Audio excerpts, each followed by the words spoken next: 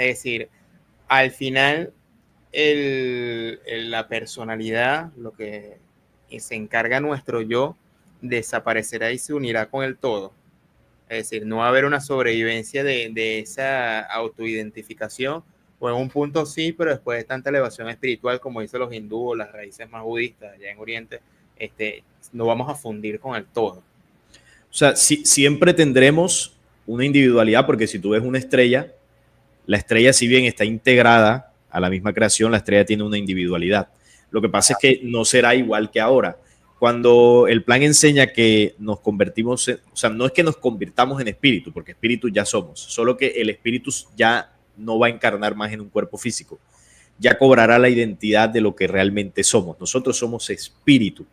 Todo lo que aquí tú y yo estamos hablando, lo que podemos entender, las capacidades que tú y yo tenemos hoy en día y las personas que nos escuchan, las tenemos porque hemos reencarnado y hemos aprendido lo que hoy en día somos.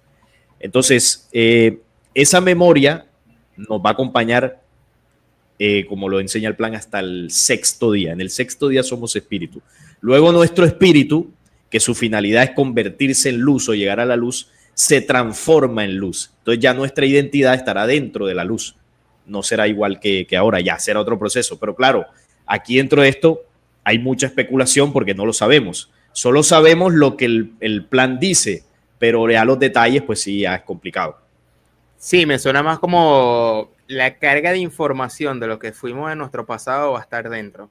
De alguna manera no se va a perder porque la energía no se destruye. Claro, exacto. Exacto, se transforma de espíritu a luz, la energía se transforma. Exacto. Claro, mantiene la misma ley. Es interesante y es bastante amplio. La otra pregunta, aunque yo me la respondiste al inicio, dijiste que esto viene de Billy Mayer y Enrique Castillo Rincón. De alguna manera, los que aportan la fuente a esta amplitud de conocimiento de los 7 impulsos. Y hemos hablado ya, por ejemplo, del libro Urantia, de Caballo de Troya. Bueno, el Caballo de Troya es otra fuente, pero bueno, de la Cábala, etcétera, el libro El Curso de Milagro. Entonces, existen muchas canalizaciones y libros que se dicen traer información de estas fuentes superiores que la extraen para el avance de la humanidad. Algunos de repente dan más suma, otros quizás no sumen tanto, algunos comparten información similares, otras disímiles. Pero, ¿cómo saber si una información es real o no? En este caso ya estamos entrando al tema como tal de los filtros. Porque claro, al inicio me hablas de una información nueva, de alguna manera parece que no tiene una procedencia tan nueva así, y uno como que vaya, hay cierta desconfianza, o por lo menos de mi parte, igual te pasa a ti, cuando escuchas algo nuevo. No sé si eso lo tiene todos los humanos o de repente uno que tiene más afilado estos temas y como que ya va, me estás hablando de algo que no he escuchado antes, entonces como que ya va. Entonces, de alguna manera, por eso la importancia de los filtros me llamó la atención en el conversatorio pasado. Entonces, ¿cómo saber diferenciar una información? Ya nombramos 3 fuentes, más la tuya, de si es cierta, no es cierta, si está tergiversada o pertenece a informaciones universales. ¿Cómo maneja ese asunto? Bueno, yo lo resumo en lo siguiente, ¿no? Cuando una fuente de conocimiento, ya sea profética, espiritual o cualquiera de estas, no tenga algún componente del plan estelar, yo le llamo así el plan estelar, hay que dudarla. Y ahora voy a desmenuzarlo un poco más. La reflexión que hacíamos ahorita, nosotros identificamos claramente el mal, pero nos cuesta diferenciar dónde está la luz y dónde está la verdad. Entonces, yo cito la cita, ¿no? Valga la redundancia, de Apocalipsis 12, cuando habla de que Miguel y sus ángeles luchaban contra el dragón y sus ángeles. Ahí está hablando de 2 bandos. Estoy utilizando la fuente Apocalipsis, pero esa descripción de esa batalla está en muchas fuentes. No sé si has escuchado alguna vez las batallas de Lira y Orión. Eso es otra fuente que explica esa batalla. Eso es otra fuente que explica esa batalla estelar. Bueno, y en varias culturas siempre se habla del enfrentamiento entre la luz y la oscuridad. La tabla Esmeralda también lo habla. Dice, antigua es esta lucha entre la luz y la oscuridad. Ambas fuerzas se han entrelazado en la lucha, cada una por prevalecer. Entonces dice el Apocalipsis que el dragón y sus ángeles, es decir, una agrupación de seres negativos en el universo, porque la batalla se da en el cielo, en el universo, Ahí el cielo, pues, es una forma simbólica de referirse a lo que está fuera de la tierra. Entonces dice que en esa batalla el dragón y sus ángeles no prevalecieron en el cielo. Fueron expulsados, fueron perseguidos por Miguel y sus ángeles. Y en esa persecución el efecto fue que el dragón y sus ángeles fueron arrojados a la tierra. Eso es lo que todas las culturas ancestrales mencionan del contacto de los dioses venidos de las estrellas, del contacto de los seres que iban en platos volantes, en carruajes de fuego, la invasión extraterrestre en el pasado. Eso es el dragón y sus ángeles cayendo a la tierra. O los Elohim, lo que denuncia el mismo Mauro Biglino. Eso es el dragón. El dragón es la rebelión de razas negativas llegando aquí. Entonces, listo, cayeron acá, está documentado en todas las culturas del mundo, que la ciencia siga negando la vida extraterrestre, ahí está. Bien, ese es el mal. Y vemos los efectos del mal a lo largo de la historia. Y la pregunta es, si aquí cayó el mal, vinieron perseguidos y aquí se instalaron, la pregunta es, ¿dónde está Miguel y sus ángeles? ¿Dónde está la fuerza luz en el universo que los venía persiguiendo, que los venía destruyendo de otros mundos y los obligaron a esconderse acá? ¿Dónde está esa fuerza? Es la pregunta, ¿no? Porque si hay un mal, tiene que haber un bien, que es la lucha que muchos conocimientos plantean. Bueno, cuando nosotros analizamos la historia desde tiempos ancestrales, los conocimientos de diversas culturas, de diversos contactos, tú vas a encontrar un patrón, es decir, vas a encontrar la huella del mensaje de la luz en todas las culturas, es decir, el efecto del contacto de Miguel y sus ángeles en el planeta Tierra. Entonces, cuando yo me refiero a ángeles, estoy diciéndolo porque así lo menciona Apocalipsis, pero ángel realmente son hombres, eran personas de otros mundos que batallaron con razas oscuras de otros mundos y ellos terminaron acá. Entonces, cuando el dragón cae aquí, inmediatamente Miguel y sus ángeles también llegan acá, comienzan a llegar a la tierra, pero no invaden. ¿Por qué? Porque las fuerzas de la luz respetan, digamos que el albedrío, respetan que no pueden llegar a un planeta que no es de ellos y hacer aquí lo que se les dé la gana, porque no son invasores. Entonces, ¿qué comenzaron a hacer ellos? A través de diversos contactos, comenzaron a traer información. También muchos de esos espíritus de otras humanidades comenzaron a encarnar aquí, es decir, nacieron de vientre de mujer. La forma natural para llegar al planeta Tierra es a través de vientre de mujer. Claro, también de la luz han venido en sus naves, pero ellos llegan, contactan y se van. En cambio, los de la rebelión llegaron y se quedaron aquí. Ellos no vinieron por vientre de mujer, sino que entraron a la fuerza. Entonces, nos dice la historia que de esos profetas que están ligados a ese plan de la luz, de los primeros, podríamos hablar de Enoc, el séptimo después de Adán. Enoc dejó unos libros muy famosos, el famoso libro de Enoc. Y Enoc tiene unos símbolos y unas profecías que si tú las estudias te van a encajar, por ejemplo, con lo que dice Daniel en el Antiguo Testamento. No sé si has escuchado lo que dice Daniel sobre el anciano de días. A ver. Que tenía cabellos blancos, una barba blanca, una vestidura blanca, un cinto de oro en su pecho y los pies como el bronce bruñido. Eso está en Daniel capítulo 7 y capítulo 9. Enoc, muchísimos, miles de años atrás, había hablado de lo mismo. Él le llamó la cabeza de los días y es exactamente la misma descripción. Cabellos blancos, vestiduras blancas. Entonces tú tomas el conocimiento de Enoc y el de Daniel y tú dices, esta información fue dictada por la misma fuente. Pero te vas más adelante al Apocalipsis y en el capítulo 1 de Apocalipsis, el personaje que le entrega la información a Juan lo describe con unos símbolos: cabellos blancos, vestiduras blancas, cinto de oro en el pecho, bronce bruñido. Ahora, si tú te vas a los conocimientos ancestrales de América del Sur, tú vas a escuchar la historia de Viracocha, de Bochica, de Quetzalcóatl, y los tres casos, las descripciones de su físico eran exactamente igual.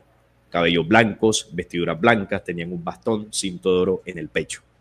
Entonces, aquí pasa algo, ¿no? Aquí pasa un patrón que se repite en estos casos puntuales que estoy diciendo.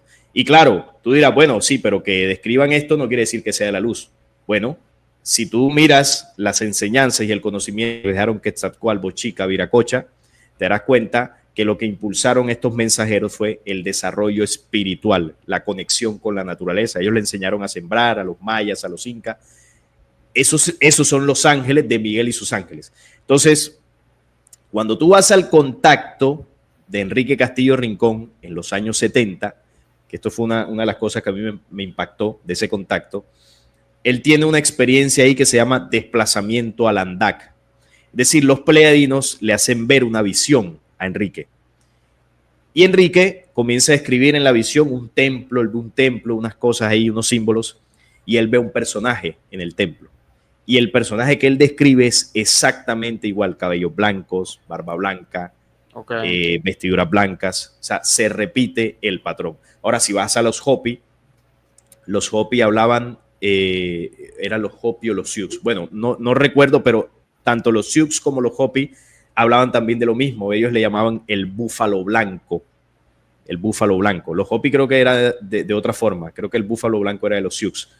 Entonces, claro, ves el patrón que se repite. Hay un símbolo, porque el blanco representa la pureza, los cabellos blancos, la sabiduría. El cinto de oro en el pecho representa la condición de la edad dorada de las humanidades de donde provienen esos espíritus. Porque si tú te vas entonces, y aquí se te abre el panorama y tú comienzas a hacer los enlaces que encajan con ese único mensaje de la luz. El mensaje de la luz es uno solo. No hay 2 o 3 o 4 mensajes de la luz, es uno solo. Y todo conocimiento, toda información que no tenga los parámetros o los símbolos o las piezas que encajen dentro de ese plan estelar, ese conocimiento es de la fuerza oscura que invadió, mencionada como el dragón y sus ángeles. Entonces, si tú te vas al libro secreto de Juan, el libro secreto de Juan te enseña que antes de la tierra hubo otras humanidades y te habla de una humanidad perfecta. El Pijeradán te habla de una humanidad que desciende de ella, es decir, te la describe y te describe el proceso del origen del mal, pero también te describe el proceso del origen de la luz y te habla del origen del Cristo. Entonces, cuando tú lees el mensaje de Jesús te encaja con los contactos que te dije de Bochica, Viracocha, de lo que menciona Enoc, de lo que menciona Apocalipsis. Bueno, el Apocalipsis fue dictado por un mensajero de Jesús, como él ahí mismo lo dice. Entonces Jesús enseña de que, por ejemplo, habla de la profecía de que al tercer día él resucitaría. Y estos 7 pasos gestores que ahorita estábamos hablando también son conocidos como 7 días creadores. Los 7 días creadores no son los que enseña el Génesis. Lo que enseña el Génesis es la copia barata de los verdaderos 7 días creadores. Entonces Jesús hablaba de los días. Dice, al tercer día resucitaré. Y eso que él estaba mencionando, si bien que era literalmente lo que él iba a hacer luego de que lo crucificaran, él ahí estaba dejando una enseñanza hacia la humanidad para que entendiéramos que lo que él vivió en su pasión, muerte y crucifixión es lo mismo que vive la humanidad sometida por los poderes que controlan, pero que al tercer día el Hijo del Hombre resucitaría. Y ahorita lo que te hablé, lo que te estaba hablando de los 2 primeros días, estamos en el segundo, y el tercer día es la vida intelectiva, la conexión del hombre con la naturaleza, con las verdaderas leyes naturales. Entonces, el hombre de la tierra, cuando avancemos espiritualmente al tercer día, esa es la resurrección del hombre de la tierra. ¿Y cómo le llamaba Daniel al personaje de los símbolos que describí? Le llamaba el anciano de los días. Entonces, hay toda una simbología que va encajando dentro del mismo plan estelar. Entonces, todas las profecías que son del plan de la luz, todas convergen. Todas en algún punto tienen símbolos que enlazan, porque también hay falsas profecías que no tienen nada que ver con eso. Entonces, la profecía que viene de la luz te denuncia claramente el plan oscuro, te denuncia lo que el plan oscuro va a hacer y te denuncia quiénes son los que están detrás de ese plan oscuro. Que, por ejemplo, el pueblo elegido de Yahvé. El pueblo elegido de Yahvé es la raza que la rebelión eligió aquí para ejecutar su plan. Entonces la profecía de la luz los denuncia, los desnuda. ¿Qué hizo Jesús? Denunciarlos también. Juan 8 es una prueba de la denuncia en la cara de ellos que él les hizo. Entonces, claro, uno dice, bueno, pero Jesús nació allá, era de ellos. No, Jesús nace allá, pero Jesús no era de ellos. Su genética no era terrestre. Entonces, aquí comienza a enlazarse otro símbolo con los símbolos de la vida de Jesús, que es la paloma. Cuando es bautizado hay una paloma que se manifiesta les enseñó a sus apóstoles que debían ser mansos como palomas, sacó a los comerciantes del templo porque vendían palomas. Es decir, si tú analizas el mensaje de Jesús, hay varias referencias a la paloma. Entonces la paloma, en la antigua Grecia, hay una leyenda que habla de que Zeus convirtió a sus 7 hijas en palomas para que huyeran del cazador. Y esas palomas se elevaron y se convirtieron en las Pléyades. Las Pléyades significa palomas. Entonces, el contacto de la luz siempre está enlazado con las Pléyades.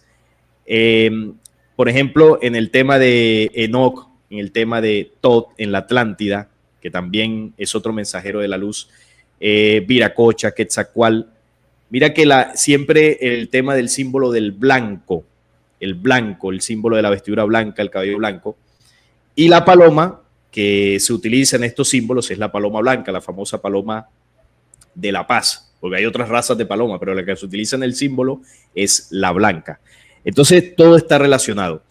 Y también en el proceso libertador de las tierras de América, así como influyó el mensaje de Viracocha y Bochica, hubo otros personajes que contactaron por acá, hubo hombres que fueron contactados por ese mismo plan para hacer un proceso.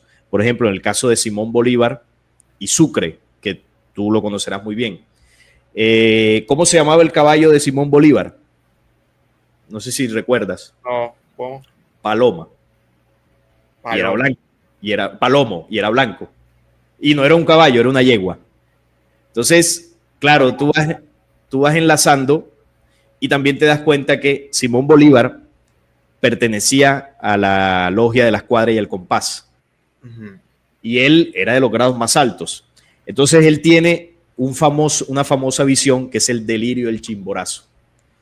Tú la has escuchado alguna vez, supongo, ¿no? No. Allá en Venezuela son mucho más cercanos al tema de Bolívar. Bueno, en el delirio del Chimborazo, el ser que él describe, cabellos blancos, vestiduras blancas, exactamente el mismo patrón.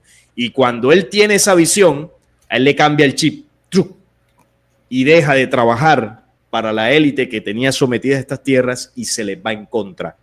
Y comienza el proceso libertario. Entonces, claro, Simón Bolívar era un hombre común y corriente, con errores y todo, pero él fue contactado y él cambia. Incluso él pertenecía a la raza hebrea. Lo que pasa es que él es amamantado por Hipólita y la leche de Hipólita le muta la genética desde que estaba bebé. Y él crece con la memoria del sufrimiento de las razas de América Latina. Y cuando él recibe el contacto, la genética se activa. ¡Tup! Comienza el proceso libertador. Entonces, en muchas ocasiones también la luz envía espíritus dentro de las razas y de las fuerzas oscuras para dar denuncias. Por ejemplo, John F. Kennedy fue otro espíritu de la luz encarnado dentro de las familias más poderosas del mundo. Él denunció la Reserva Federal y los dueños de la Reserva Federal son los hebreos. Otro caso, el profesor Sergei Nilus, que estaba metido allá en las reuniones de los sabios de Sion a finales de los años 1800. Okay. El tipo está ahí en las reuniones, se establecen las 24 y las saca a la luz. Él es el que las denuncia. Hacia el año 1895, 96 más o menos, él saca a la luz el plan sionista y gracias a lo que él hizo es que ese plan se conoce, más allá de que algunos digan, no, que eso es falso. Sí, es falso, pero si tú las lees y lo comparas con la realidad, está sucediendo exactamente lo que está escrito ahí.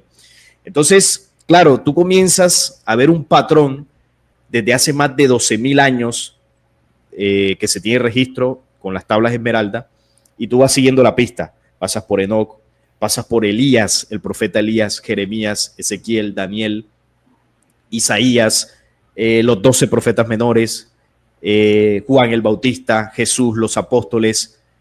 Bueno, y comienzas a trazar una línea de contactos y tú comienzas a encontrar un patrón común en toda esa información.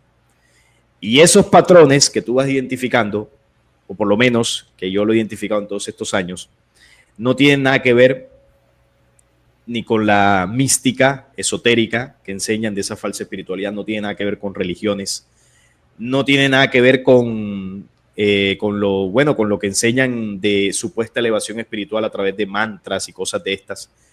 El mensaje de la luz viene a impulsar los espíritus humanos, pero no te enseña nada de esa pendejada. ¿Por qué? porque el ascenso del espíritu no tiene nada que ver con eso. Entonces, claro, lo que decíamos ahorita, cuando tú escuchas un conocimiento nuevo, tú lo dudas.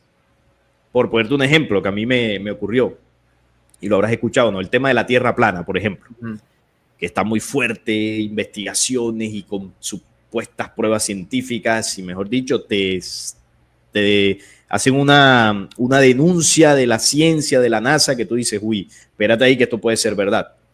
Y claro, es una postura inteligente dudarlo y tratar de comprobar. Entonces, claro, cuando yo escuché esa teoría, yo empecé a investigarla y yo dije, oye, ¿será que sí? Cuidado, esto va a ser verdad porque habría que replantear muchas cosas. Entonces yo me di el tiempo de investigarla. Entonces yo la estudié, pero claro, cuando yo paso por el filtro, la teoría de la Tierra plana, con todo esto que te estoy diciendo, no encaja. Porque dentro de esos conocimientos también se nos enseñó cómo era la forma de la Tierra. Por ejemplo, Hermes Trismegisto, otro mensajero de la luz. Hermes enseñó qué es lo que hay antes de lo que la ciencia llama el Big Bang. O sea, todos los misterios que existen en este planeta, todos o prácticamente todos tienen respuesta, pero esa respuesta no está en la ciencia solamente, esa respuesta fue traída en conocimientos. Hermes enseñó que había antes, él habló de la preexistencia. Hermes enseñó sobre la verdadera inteligencia. Hermes enseñó cómo los sistemas solares crean los planetas, o sea, un conocimiento muy profundo. Y entonces, dentro de eso que le enseñó, él habló de la forma de los planetas y él habló de las esferas. Entonces tú dices, bueno, ven acá. Si este mensajero que está sujeto al plan de la luz te dice que son esferas, entonces, ¿a quién le creo más? A este conocimiento que viene de los youtubers que me están diciendo una cosa que no puedo comprobar, porque ¿quién puede salir allá afuera a ver el planeta? Entonces, si vas, por ejemplo, a incluso conocimientos ancestrales de acá de América, también te enseñaban cómo era la Pachamama, el mismo contacto de los Wingmakers, información encontrada a finales de los 90 en los Estados Unidos. Tú estudias la información de los Wingmakers, te dicen cómo es el planeta, una esfera gravitando, ¿no?, alrededor del sistema solar. Entonces, hay muchas informaciones. Entonces, tú comparas lo de los Wingmakers, que también te hablan del plan de ascenso, ¿no?, en 7 niveles. Entonces, tú dices, claro, esto están hablando de lo mismo. Entonces, comienzas a juntar, a hacer recopilación de información y tú dices, ven acá, ¿dónde encaja aquí el libro Urantia? No encaja. Pero el libro Urantia sí tiene porciones de esos conocimientos y los mete en su información, y por eso es que atrae tantos adeptos.